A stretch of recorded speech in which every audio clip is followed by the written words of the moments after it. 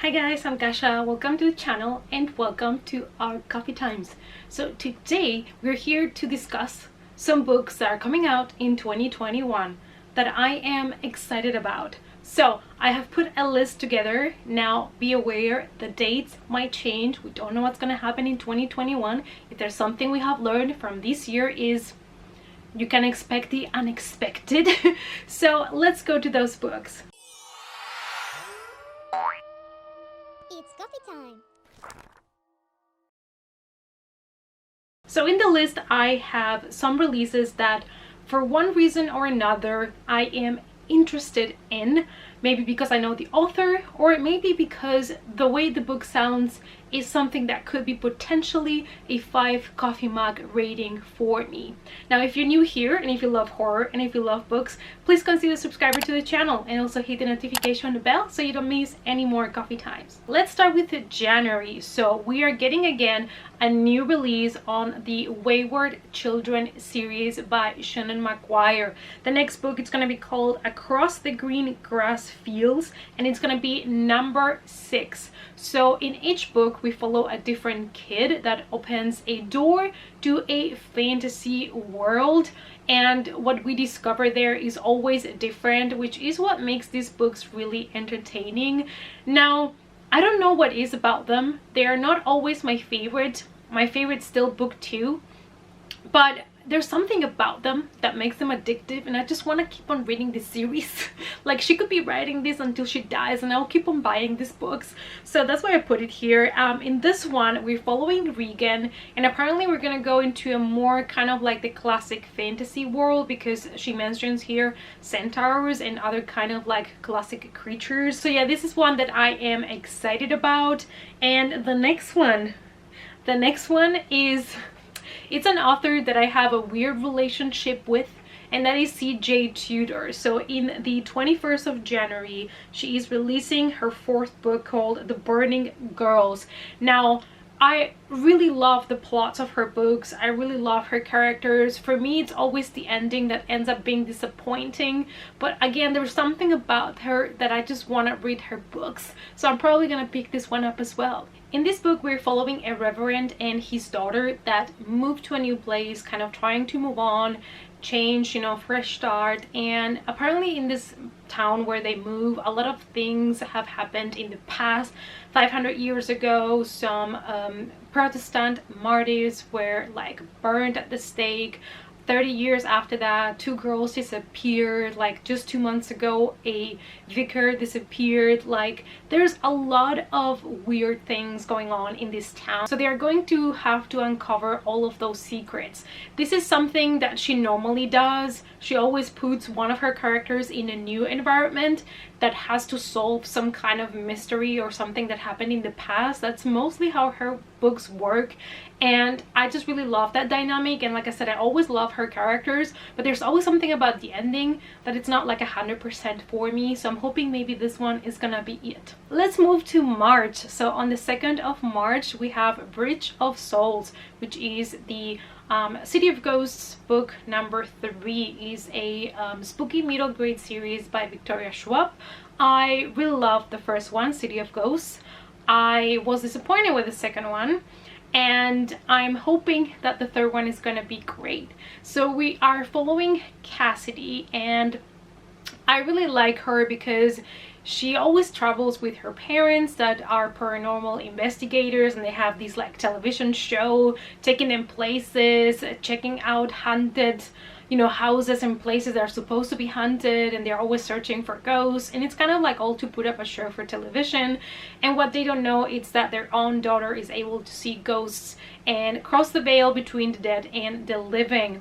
And I'm all for that. And the first book was great, and the second book was in Paris, and I was hoping to really love it, but I didn't.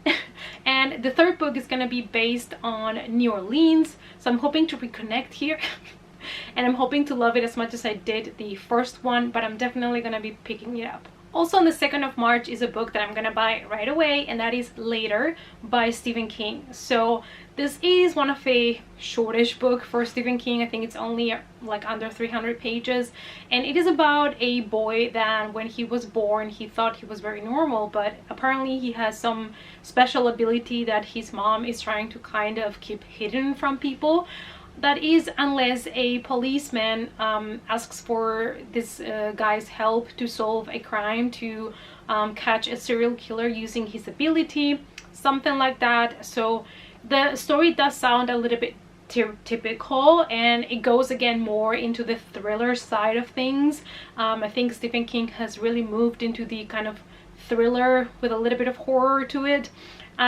But I still love his writing and I still love his characters, so I'm definitely gonna pick it up. The next one is possibly one of the releases that I am most excited about, just based on the synopsis, and I don't know, I might, you know, be disappointed, but I am hoping this is gonna be one of the best reads for me for 2021.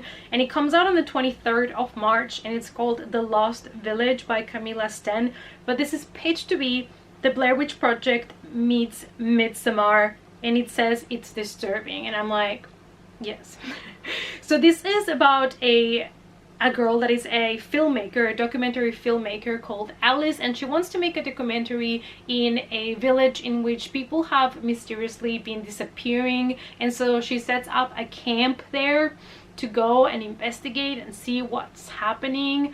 And that's when, you know, shit hits the fan. And I'm hoping this to be super atmospheric and creepy, especially if she really does set up like a camp, like a campsite, to investigate what happened in that village, what people have always been missing there. And I just love it. I love when people go places to do documentaries. It's like super tropey, but I'm here for it.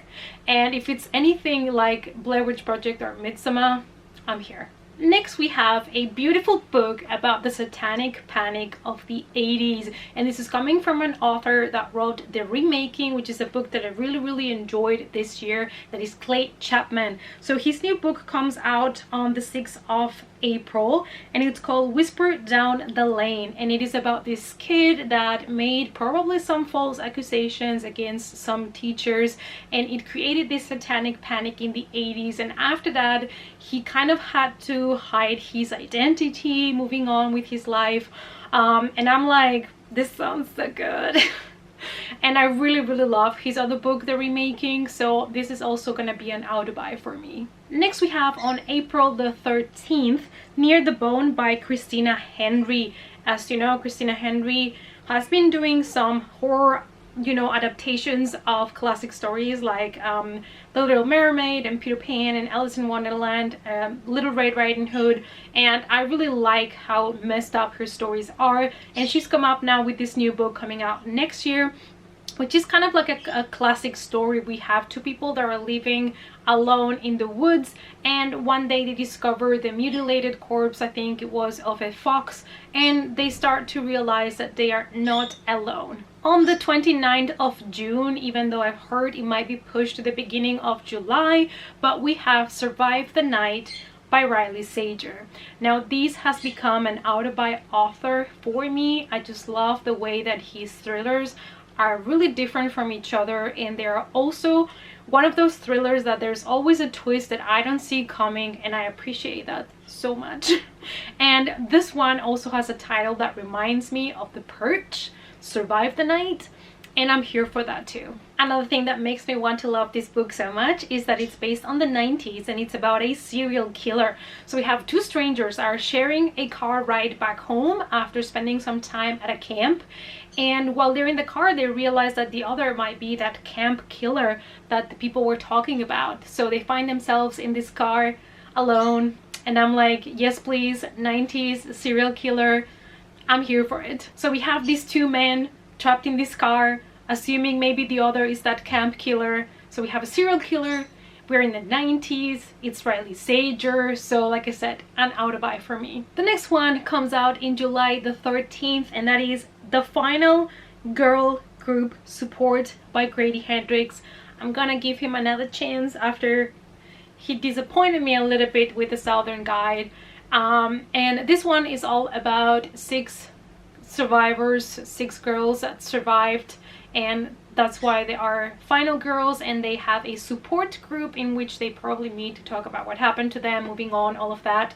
Another topic that I'm really interested in, so I'm just hoping that this one is gonna be like my favorite Grady Hendrix books. It's like I love his writing and I like his stories, but I still have not had like a 5 coffee mug rating for a Grady Hendrix book. And the last one that I would like to check out next year comes out on the 31st of August. I mean, I'm sure there are more coming out that I might be interested in, or even later than August, but I just haven't seen them yet announced, or I haven't found them yet. But that is the last one, is My Heart is a Chainsaw by Stephen Graham Jones. This takes place in a lake, and a girl that all her life has been living there, and so she never really has experienced anything similar to what you can see in horror movies until I guess it's one summer that the tourists start disappearing, and there is also a change, like a shift on the kind of people that go to this lake.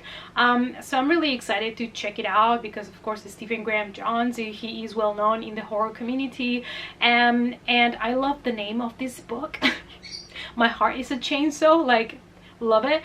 So yeah, I hope it's gonna be good as well. All right, you guys, so these are some of the books that are coming out in 2021 that I am excited about. Like I said, some dates might change, books might be pushed back, I don't know, but these are some of the ones that I definitely have on my radar that I would like to check out as soon as they come out. Let me know down below, are you really excited for any specific book for 2021? Let's talk about it in the comments. Thanks so much for watching, you guys. Please give the video a big thumbs up for support. If you want to follow me in other social media, as always, the links are down below. And I hope to see you all in the next coffee time. Bye!